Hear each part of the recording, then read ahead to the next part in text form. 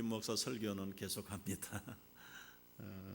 우리 금년표 한번 같이 제창하고 말씀을 나누지요. 시작.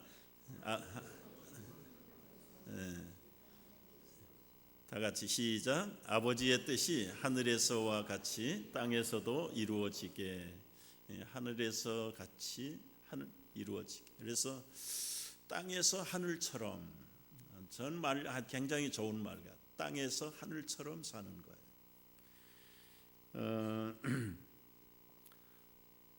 우리 한국 그리스도인들만큼 열정을 가지고 주님을 섬기는 나라가 없다, 그렇게 얘기하는데, 새벽기도 있는 민족은 유일하게 한국 민족이고, 3일 기도에 이민교회는 우리는 안 하지만 한국은 대부분 또 금요일날 철야기도 해요. 철야기도. 그리고는 또 가정 예배 드리고, 구역 모임, 목장 모이고, 소그룹 가고, 참 많은 열심과 시간을 가지고 기도도 하고 주님을 따르고 믿는다고 하는데, 그 핵심이 결국은 아버지의 뜻을 찾느냐 아니면 내 뜻을 관철시키느냐. 대부분 주여 삼창하고 소리소리 지르고 기도하고 하는데, 따지고 보면 내 아들 내 딸, 내 사업 내 가정, 우리 교회, 결국은 하나님의 뜻은 멀고 우리 뜻, 우리 가정의 뜻, 그것을 너무 강조하지 않는가. 그런 우리를 보고 예수님 뭐라고 말씀하시냐면, 아버지의 뜻이 하늘에서 이룬 것 같이 땅에서도 이루어지게 하라. 기도하라고 가르쳐 주셨어요. 기도하라. 그래서 중요한 것은 아버지의 뜻이 무엇인가를 먼저 우리가 명확하게 알아야 그 다음에 스피드를 내도 제대로 방향을 잡고 나가야. 방향이 틀린데 스피드만 내봐야 그건 너무 엉뚱한 대로 빨리 가버리는 것이죠. 그런 용어 들어보셨죠? 담임 목사님이 주일학교 가서 한 학생에게 물었어요. 야, 여리고성을 누가 깨뜨렸어? 목사님, 저는 안 깨뜨렸습니다. 그러니까 그 주일학교 선생님이 너무 한심한 것 같아서 선생님한테 물어봤어요. 아니, 어떻게 가르쳤길래 저러냐 그랬더니, 목사님, 쟤는 참 착한 아이예요. 거짓말할 줄 몰라요. 그 학생의 그 선생이 그래서 그 부모 집사님을 불러다가 물어봤대요. 아니, 집에 아이한테 여리고성 누가 깨뜨렸냐고 그랬더니 자기 안 깨뜨렸다고 그러는데 어떻게 가르쳤길래 그러냐고 그랬더니 심각하게 듣더니, 목사님, 그 여리고성이 얼마나 비싼가요? 우리가 물어내지요.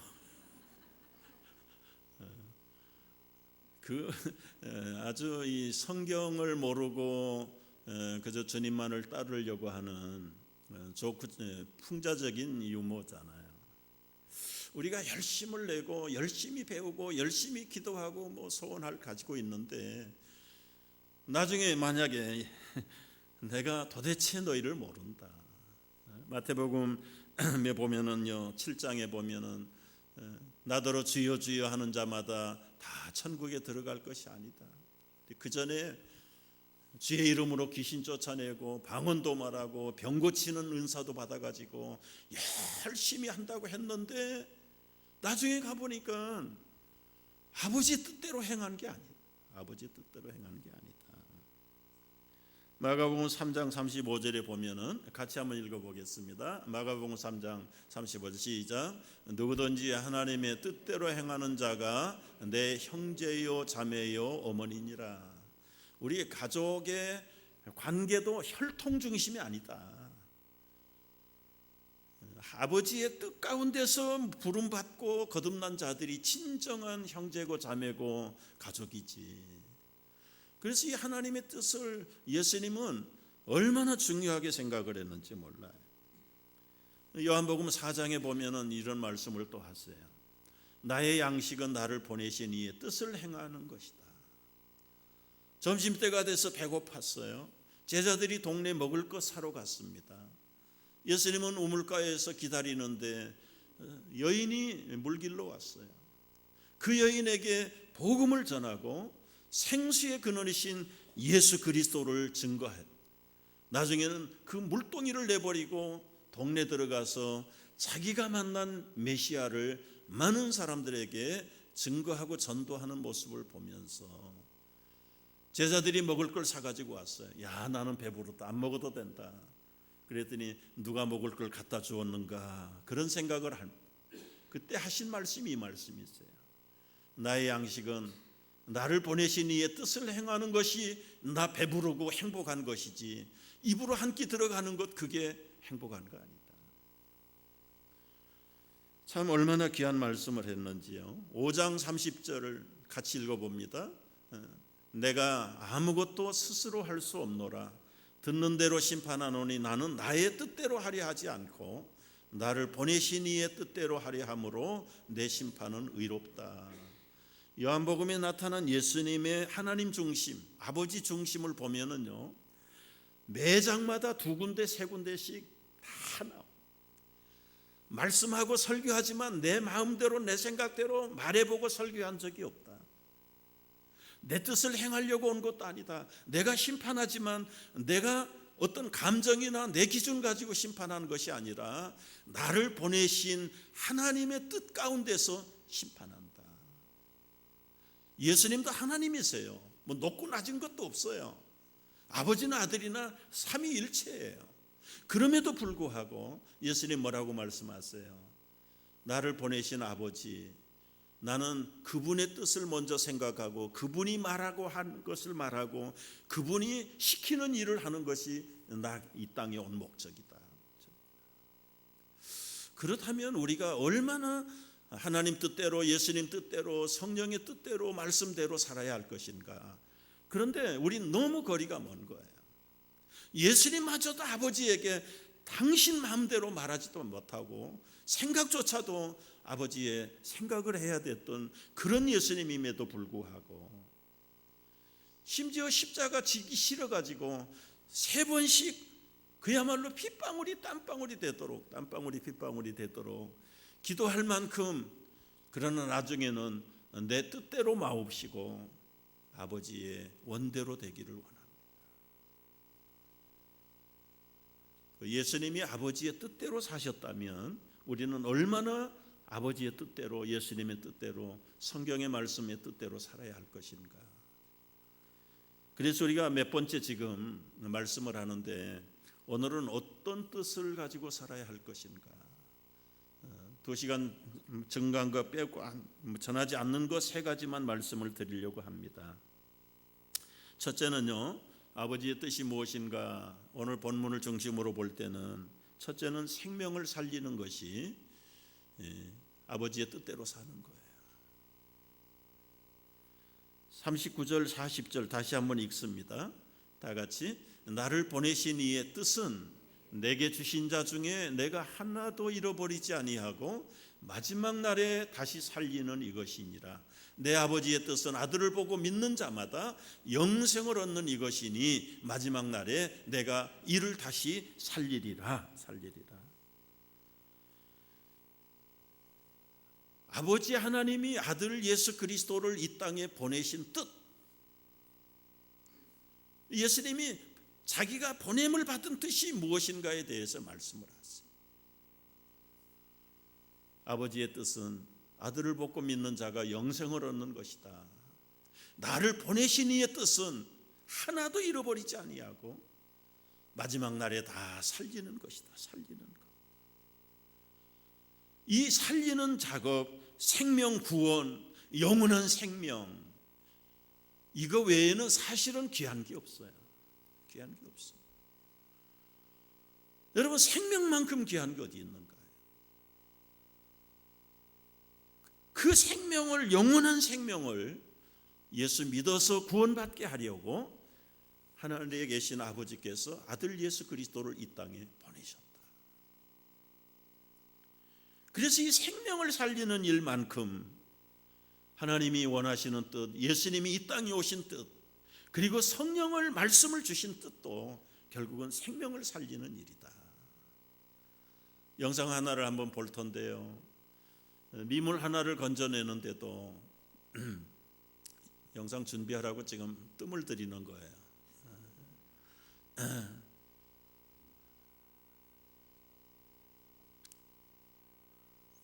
저건 나중에 안 봐도 되는 부분이고요. 패스하세요. 얼음물 속에 빠져서 나오지 못하는 강아지 한 마리를 건지기 위해서 얼음을 깨고 들어갑니다. 제가 본 다른 영상은 저런 서방대원이 아니에요.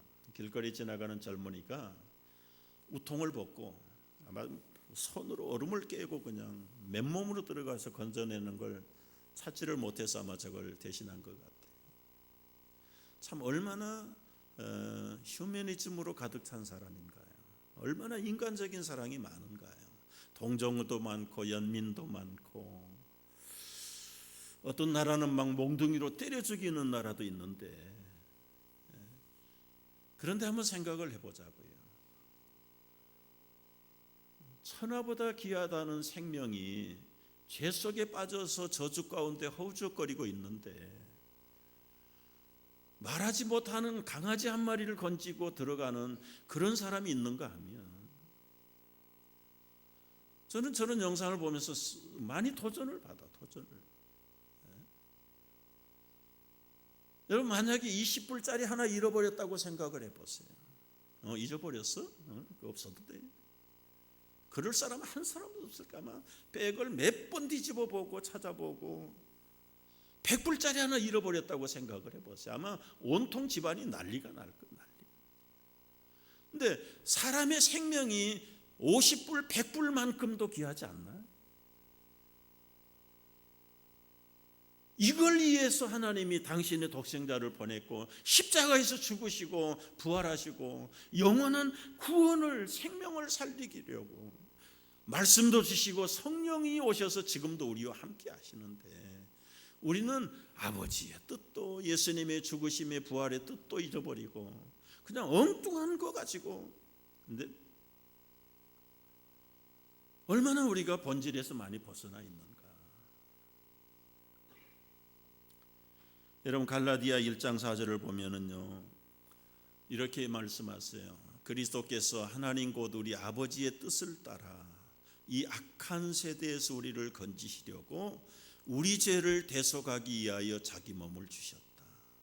예수님의 죽으심이 결국은 이 악한 세대 속에 빠져있는 우리를 건지시려고 아버지의 뜻을 따라서 예수님을 보내주셨다. 사실은 창세기부터 요한계시록까지 나온 아버지의 뜻은요, 하나뿐입니다. 하나뿐이에요. 영원한 생명을 건지고 회복시키는 거예요.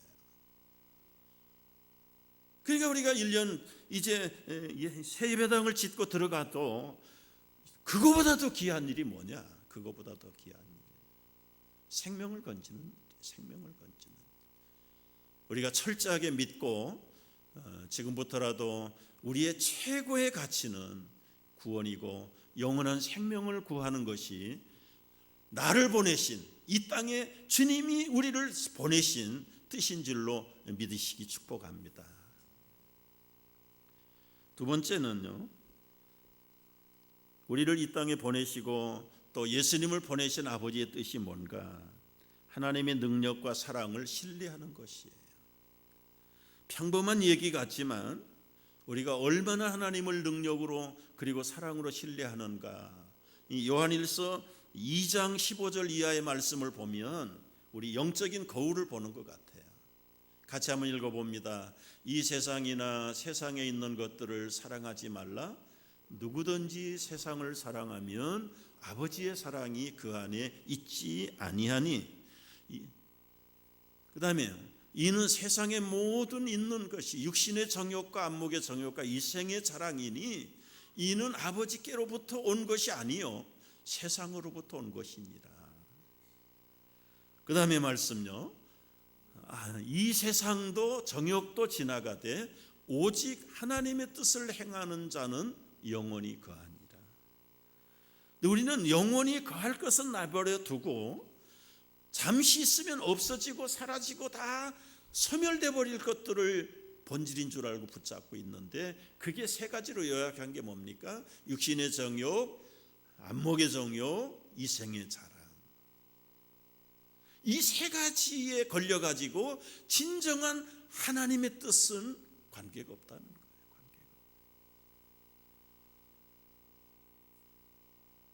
여러분, 우리가 열심을 가지고 주님을 따르는 거 좋은데 누누이 강조하는 게 뭡니까? 알맹이가 본질이 제대로 돼 있어야 되죠. 그래서 그 본질은 무엇인가? 세상을 사랑하는 사람 속에는 하나님의 사랑이, 하나님의 능력이 들어갈 자리가 없는 자리. 여러분, 이게 여기에 들어가는지 모르겠습니다만 우리 몸 안에, 우리의 영혼 속에 채워지는 것이 그릇으로 따지면 하나지요. 하나예요. 한 그릇 안에 세상 것과 하나님의 것을 집어넣고 어떻게 하나님을 영화롭게, 하나님의 뜻을 쫓아갈 수 있느냐. 그러니까 맨날 두 개를 집어넣고 싸니까 싸울 수밖에 없고 충돌할 수밖에 없고, 세상을 즐거워하고 하나님을 즐거워하고 이 두 가지를 만족할 수 없도록 돼 있단 말이죠. 세상 것도 붙잡고 하나님도 붙잡고 절대로 그렇지 못하다고 예수님 말씀하셨어요. 육신과 영혼이 어떻게 거할 수 있겠느냐? 빛과 어둠이 어떻게 함께 할 수 있겠느냐? 진리와 비진리가 함께 할 수 없다. 세상과 하나님의 거룩한 영이 함께 할 수 없다.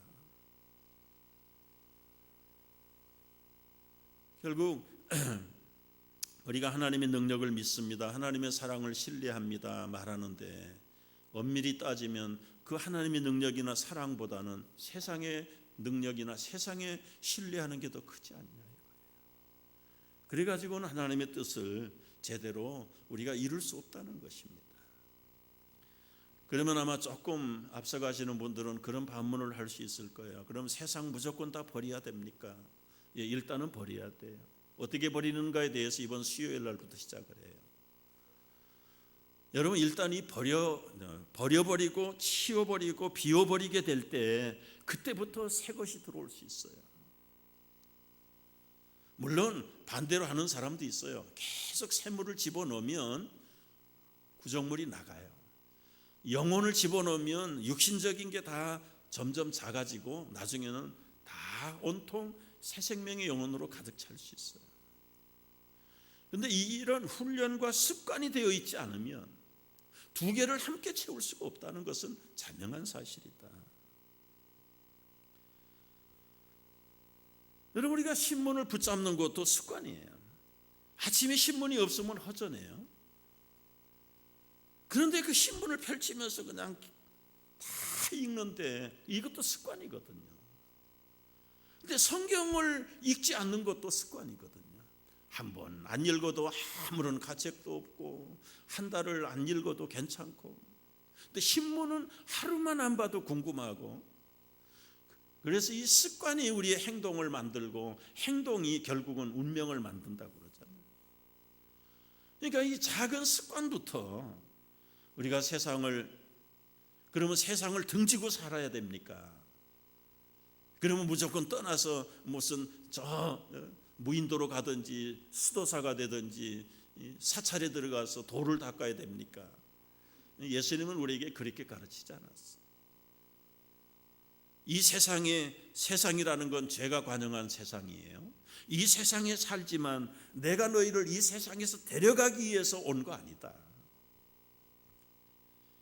그러면서 하시는 말씀이 뭐예요? 그들과 섞이지 않도록 하는 것이 거룩이라는 말이죠. 거룩. 저는 스스로의 경건을 늘 힘써 보려고 애를 쓸 때 떠올리는 게 바다 물고기들이에요. 바다 물고기들. 바다 속에서 태어납니다. 그리고는 바닷물을 먹고 마시고 영양분을 얻고 거기서 성장하고 어른이 되고 또 아기를 낳고 일생을 바다에서 짠물 속에서 먹고 마시고 성장하고, 그런데도 불구하고 그 바다 물고기를 잡아가지고 칼로 한번 오려서 그 살을 맛을 보면 0.1mg도 짜지 않아요. 그 짠물 속에서 일생을 보내는데도 그 소금이 그의 몸에 0.1mg도 들어가지 않는, 저는 그걸 늘 떠올리면서 우리가 죄악 속에 걷고 먹고 마시고 보고 듣고 우리의 삶의 현장이 타락한 세상이잖아요. 성경이 말하는 세상은 이미 저주받은 세상을 말하는 거예요.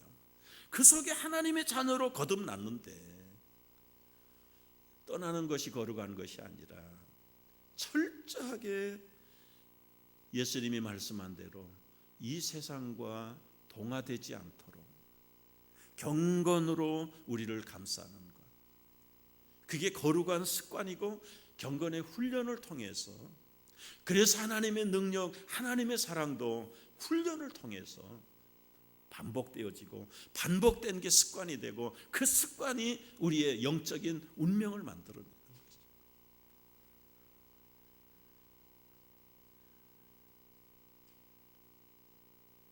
마지막 세 번째는요, 하나님의 뜻이 무엇인가? 베드로전서 3장을 근거로 보면은 고난, 의를 위한 고난이 하나님의 뜻이다. 3장 17절 다 같이 읽습니다. 선을 행함으로 고난 받는 것이 하나님의 뜻일진데 악을 행함으로 고난 받는 것보다 낫다. 우리 지난 집회 때 이 고난은 영적인 훈련이라고 그랬어요. 좋은 군사 이야기를 들으면서 좋은 군사는 훈련장에서 땀을 많이 흘리고 훈련에 충실히 임하는 자. 여러분, 훈련은 하나도 편안한 게 하나도 없어요. 훈련장에서 땀을 흘리지 않으면 전쟁에 가서 피를 흘린다. 굉장히 샤킹한 말이잖아요. 충격적인 말이잖아요. 피를 흘리는 게 아니라 죽어요. 훈련 대충 받아가지고 가가지고는 싸울 때에 제대로 기본 수칙을 모르면 적군에게 총 맞아 죽게 돼 있습니다. 그러면 그 생명을 보호하는 그 훈련이 그게 고난인가요? 당할 때는 쓰라리고 아프고 힘들지.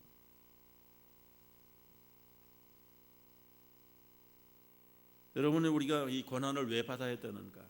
이 하나님의 자녀에게 왜 고난이 필요하냐?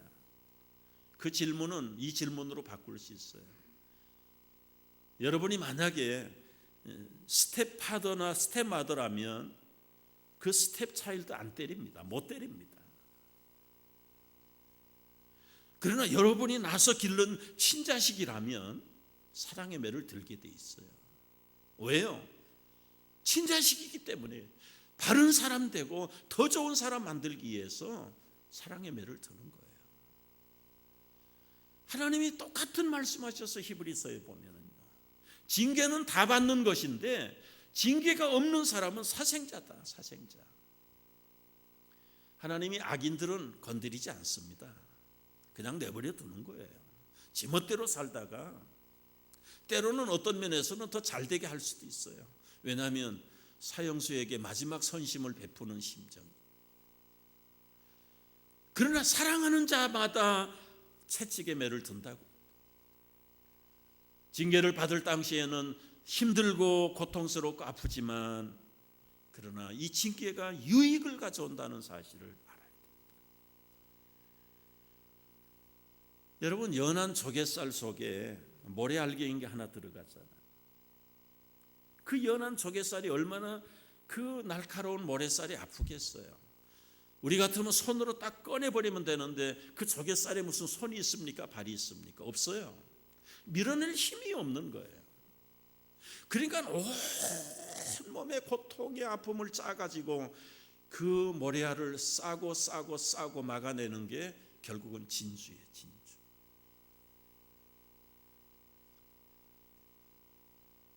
뜨거운 용광로 속에 불순물을 집어넣고 다 태우고 마지막 남는 게 순금이에요. 순금.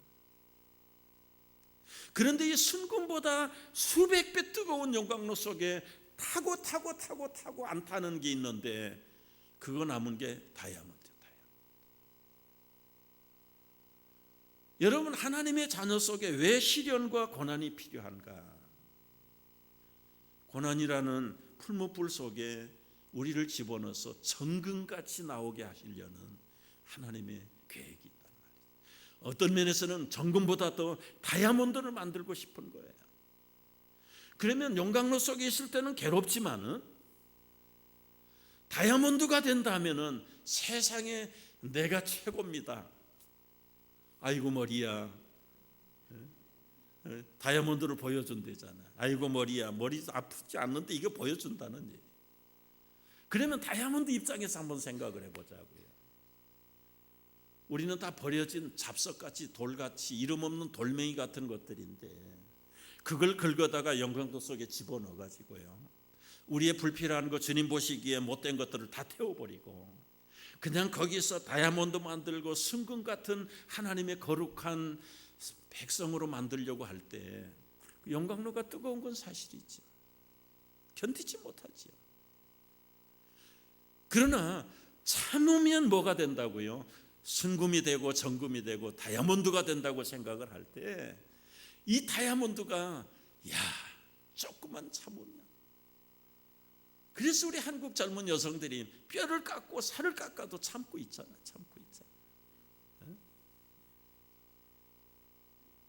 그 끝이 좋으니까.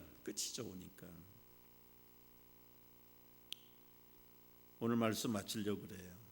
여러분 인생에 시련을 당하고 있습니까? 때로는 고난이 있습니까? 왜 하나님이 하필 나에게만 이런 고난을 주느냐고 되물을 필요가 없고 오히려 프라우드하게 너희들은 풀무불의 고난을 모르지만 나는 이 풀무불을 통과하면 눈으로 보지 못하고 귀로 듣지 못했던 하나님을 배웁는다.